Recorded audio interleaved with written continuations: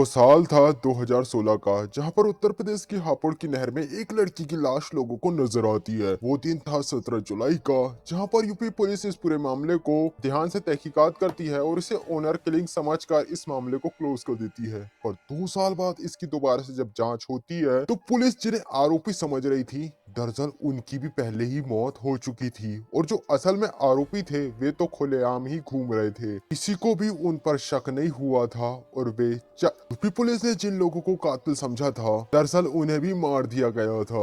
आज हम जिस केस की चर्चा कर रहे हैं वह है वेद प्रकाश फैमिली हत्याकांड। इस केस में कई सारे हैरान कर देने वाले राज सामने आए थे, जिसे हम इस वीडियो में डिस्कस करेंगे। सो गाइस, समझते हैं आखिर क्या थी पूरी क्राइम की घटना और आखिर कातिलों ने इस हत्या अंजाम को क्यों दिया, इस कांड को उन्होंने क्यों किया। गाइस, इस कहानी के कुछ किरदार इस तरीके से हैं। वेद प्रकाश किरोड़ी वाले और उनकी पत्नी साधना, उनकी बेटी नैना और उनका बेटा शुभम नितेश कटियार और अभिषेक पाल। 17 जुलाई 2016 को यूपी के हापड़ की एक केनाल में कुछ लोगों को एक महिला की लाश तैरते हुए नजर आती है। लोगों को किसी अनहोनी का एहसास हो जाता है और वे तुरंत ही पुलिस को इसके बारे में इंफॉर्मेशन दे देते हैं। सभी लोग हैरान थे कि आखिर इस नहर में एक लड़की की लाश कैसे आ गई। पर मिलने के बाद पुलिस घटना स्थल में पहुंच जाती है और पुलिस उस नहर में से उस लड़की की लाश को निकालते हैं। पास में ही उन्हें एक गाड़ी नजर आ रही थी, जिसे देखकर पुलिस को लग रहा था कि हो सकता है लाश को इसी कार में लाया गया हो। पुलिस उस कार की छानबीन करना शुरू कर देती है और कार से उन्हें हालांकि कोई भी सबूत नहीं मिलता। कार के ऊपर जो नंबर था उससे पुलिस पता लगाती कि ये कार दिल्ली के वजीराबाद में रहने वाले वेद प्रकाश करोड़ी वाली की है। और यूपी पुलिस जब नॉर्थ दिल्ली में रहने वाले वजीराबाद के निवासी वेद प्रकाश के घर पहुंचती है तो उनके घर में कोई था ही नहीं। घर पर ताला लगा हुआ था। पुलिस आसपास के लोगों से पूछती है कि वे लोग कहाँ हैं, पर किसी को भी नहीं पता था कि आखिर वेद प्रकाश और उनकी फैमिली कहाँ चला गया।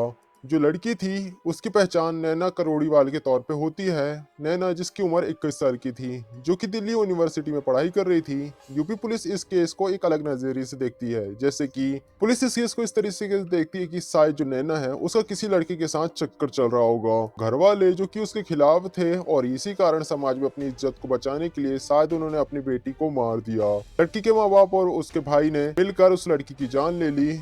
पुलिस ने जो भी जांच करी, पुलिस को ज्यादा कोई सबूत इस केस से रिलेटेड मिले नहीं और पूरा का पूरा परिवार अब गायब हो चुका था। यूपी पुलिस ने इस केस की चार्जशीट जब कोर्ट में दायर करी तो इसे ऑनर किलिंग का मामला बता दिया गया। कोर्ट में कह दिया गया कि लड़की के घर वालों ने उसे हत्या करने के बाद वहां से भाग चुके हैं। अब जिस तरीके के सबूत और कहानी कही जा रही थी, कोर्ट ने नैना के सारे फैमिली मेंबर्स को भगोड़ा घोषित कर दिया और इस केस को बंद कर दिया। ऐसा लग रहा था कि जैसे कि ये केस ऑनर किलिंग का है और अब ये बंद हो जाएगा।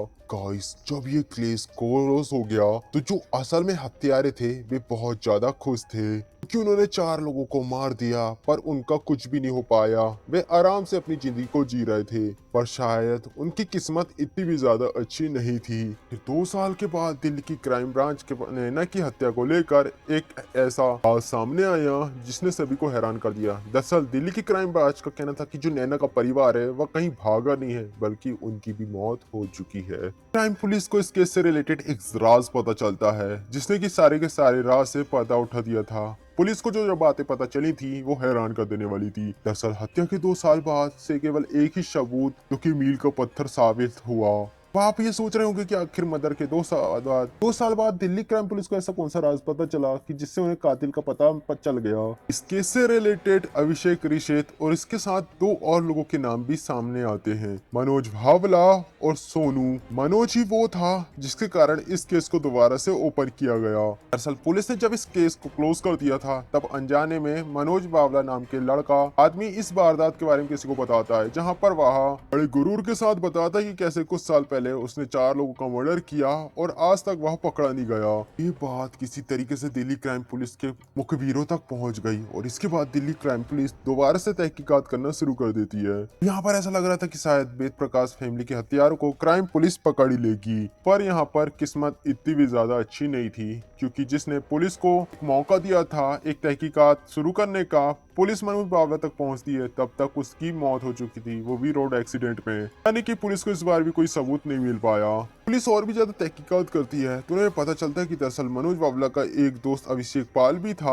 पुलिस को अभिषेक पर शक होता है और शक के आधार पर पुलिस अभिषेक को गिरफ्तार कर लेती है। यहाँ पर एक सबसे बड़ा सवाल ये उठ रहा था कि आखिर इस पूरे परिवार को मारने के पीछे का कारण क्या था। ऐसा कौन था जो कि पूरे के पूरे परिवार को मारना चाहता था और उसने मार ही दिया। 4 फैमिली मेंबर में से लड़की नैना की लाश हापुड़ के नहर में मिली, पर बाकी मेंबर्स की लाश कहाँ पर है। इस तरीके से कई सारे सवाल लोगों के दिमाग में आ रहे थे। इन सारे सवालों के जवाब पाने के लिए पुलिस अभिषेक पाल से पूछताछ करती है। शुरुआत में अभिषेक पुलिस को कुछ भी नहीं बताता, लेकिन जब पुलिस अपना सख्त रवैया दिखाती है तो वह उसके सामने टूट जाता है और पुलिस के सामने वह ऐसे कई सारे खुलासे करता है जिसे जानकर सब कोई हैरान हो जाते हैं। अभिषेक पास दिलीप पाल पुलिस को बताता है कि कैसे इस घटना की भूमिका बहुत सालों पहले ही रख दी गई थी। दरअसल वजीराबाद के रहने वाले वेद प्रकाश करोड़ीवाल पेशे से फाइनेंशियर थे और तो और दिल्ली के मजनू का टीला नाम की जगह पर उनका कपड़ों का बिजनेस था। उनके पास पैसों की कोई भी कमी नहीं थी। उनकी जिंदगी काफी ज्यादा स्मूथ चल रही थी। उनके परिवार में उनकी पत्नी साधना और बेटी नैना के साथ साथ उनका एक बेटा भी था जिसका नाम शिवम था। पूरी की पूरी फैमिली काफी ज्यादा खुश और हंसी के साथ जीवन को व्यतीत कर रही थी। पर तभी उनकी जिंदगी में कुछ ऐसा हुआ जिसने उनके परिवार को ही पलट कर रख दिया। इस प्रकाश की दुकान पर रितेश कटियार नाम का एक लड़का काम किया करता था,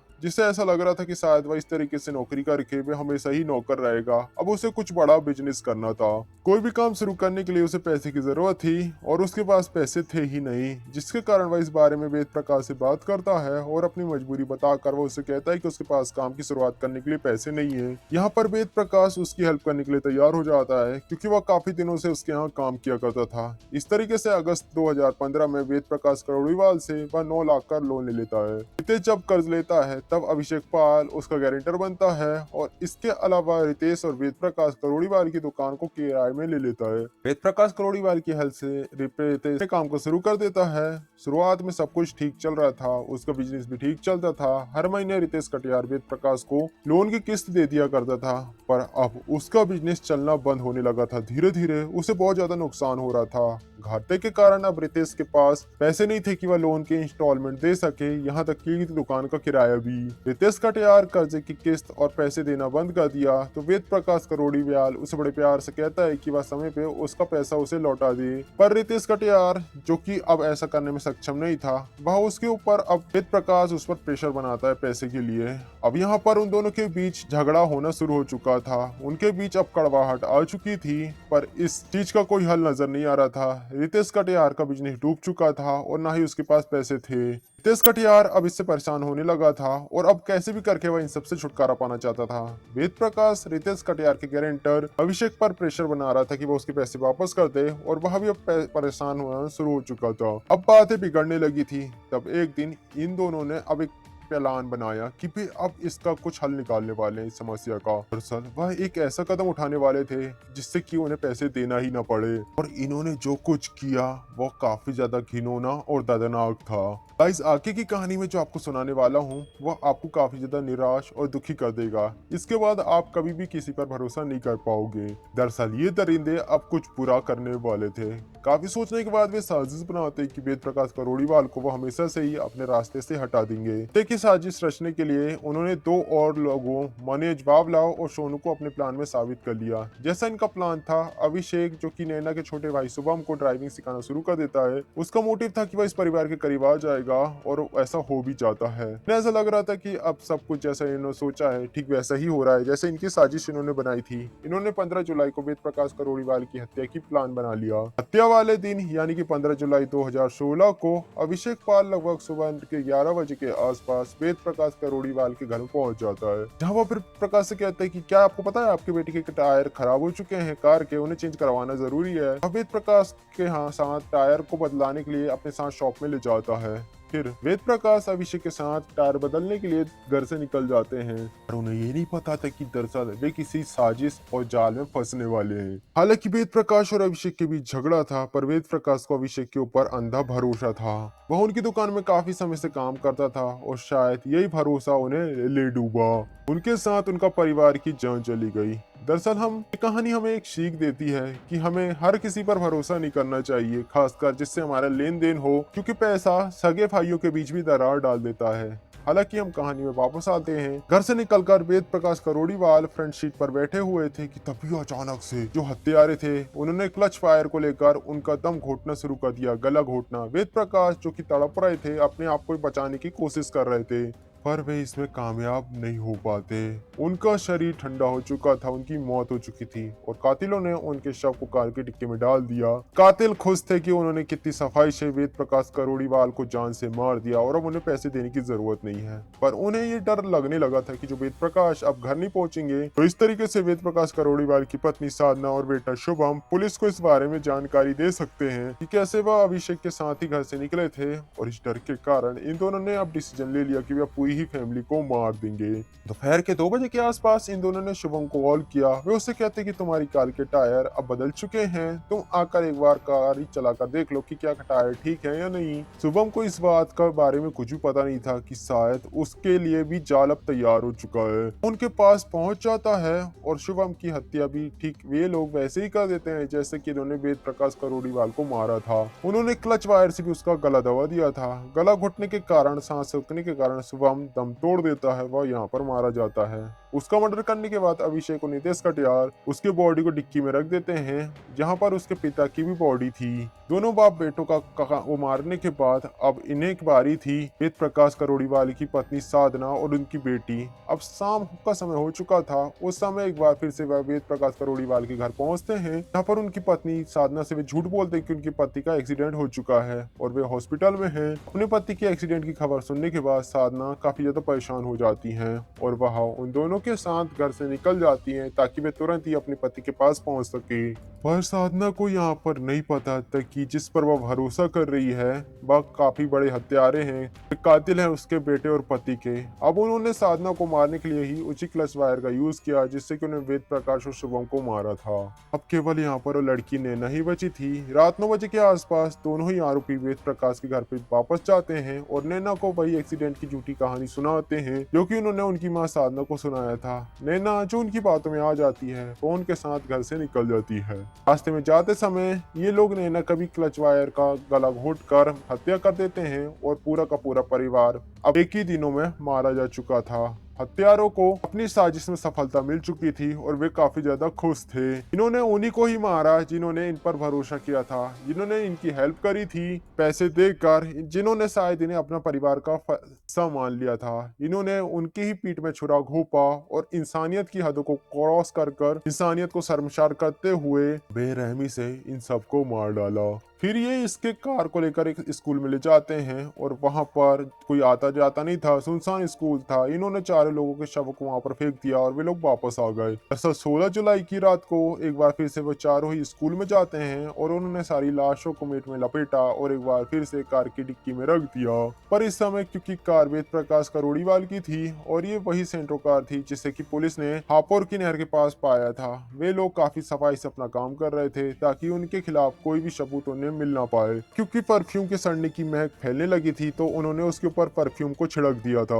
उसको ठिकाने लगने के बाद कातिल उसी कार में यूपी के हापुड़ तक पहुंच गए और वहां पर उन्होंने अपर गंगा केनाल में चारों लाशों को डाल दिया। फिर इसके बाद अगली सुबह कुछ लोगों ने एक महिला की लाश को नहर में तैरते हुए देखा। फिर पुलिस को इसकी इंफॉर्मेशन दे दी। वहीं 3 लोगों की शव के बारे में आज तक कुछ भी पता नहीं चल पाया कि वे शव आखिर कहाँ गए। इस मर्डर के मेन अक्यूज रितेश हथियार ने डिप्रेशन और गिल्ट में आकर आत्महत्या कर ली। वहीं सोनू की भी मौत हो चुकी थी और बावला जो कि सड़क दुर्घटना में मारा गया था।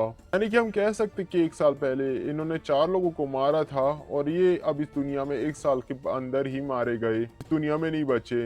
दिल्ली क्राइम पुलिस ने हत्या के मास्टरमाइंड अभिषेक पाल को अरेस्ट किया और अपने आगे की कार्रवाई को शुरू कर दिया। सारा केस खुलकर सामने आ गया और ये मामला जो अभी के में कंटिन्यू है। कहा जा रहा है कि आरोपियों को कड़ी से कड़ी सजा मिलेगी। यूपी पुलिस अगर एक गलती नहीं करती, अगर वह इस मामले को ऑनर किलिंग का केस नहीं मानती, तो जो मुख्य आरोपी थे वे आजाद ना घूम रहे होते।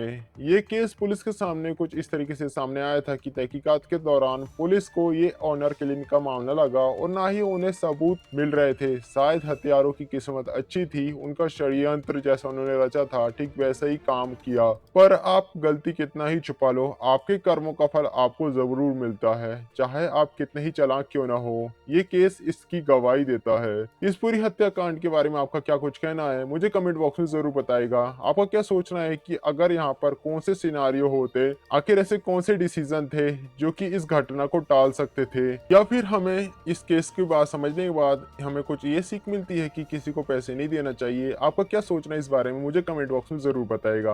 गाइस वीडियो अच्छा लगा प्लीज वीडियो को लाइक कर, चैनल को सब्सक्राइब करें, क्योंकि मैं इसी तरीके की क्राइम की घटनाओं को इस चैनल में एक्सप्लेन करता हूँ। वीडियो को लाइक कर, चैनल को सब्सक्राइब करें। मिलते हैं नेक्स्ट वीडियो में, तब तक के लिए बाय।